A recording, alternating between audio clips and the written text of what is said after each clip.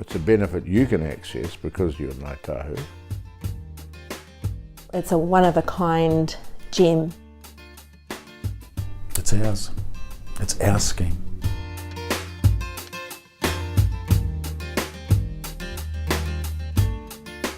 We all know that this is an important day.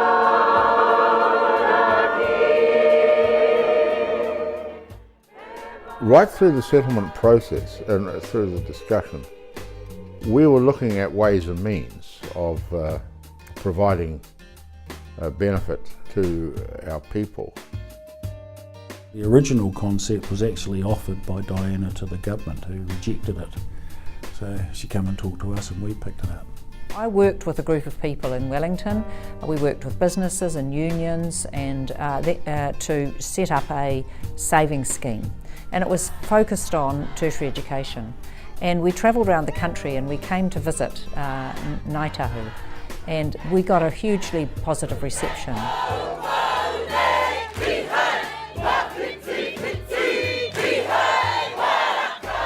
And what we didn't know was that Tahu, Portuki and some of the other people around were starting to think about what could be done here.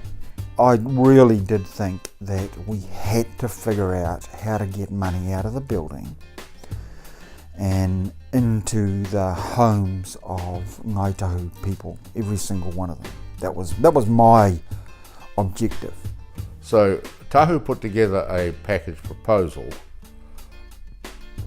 You must remember that Kiwi Saver was also emerging during this time. So the question is, were we going to do something different?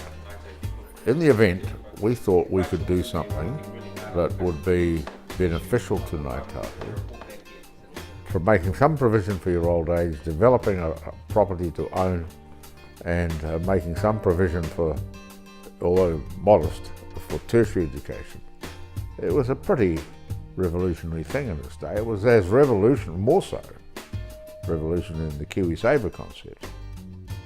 We know that, well-educated people that own their own house, that have a savings record for retirement, that's their middle-class aspirations, and we weren't shy of saying we would love to see the bulk of Ngāi Tahu living middle-class New Zealand lives.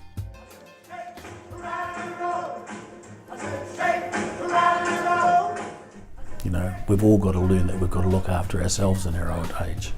And my kids will probably come through a generation where there will be nothing at the end other than what they saved themselves.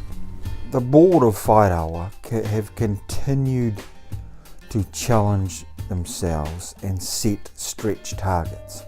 So the focus for the first 9 years was probably the first 5 on getting people in, and the next 4 or so was starting to talk about how do we get people with that regular saving. Our key strategic goal in the next 18 months is to raise the savings rates across the board in Whai Rawa. I think we can grow Ngāi Tahu Whai Rawa culture, and that our kids grow up where it's just second nature to them, that they're not seeing it as a foreign concept. It goes without saying we want to have a nice life when we get old, and it's hard to think of that when you're young. But if you manage your money well throughout your life, it's going to be a breeze. And I think that Whai Rawa has the potential to improve the quality of life.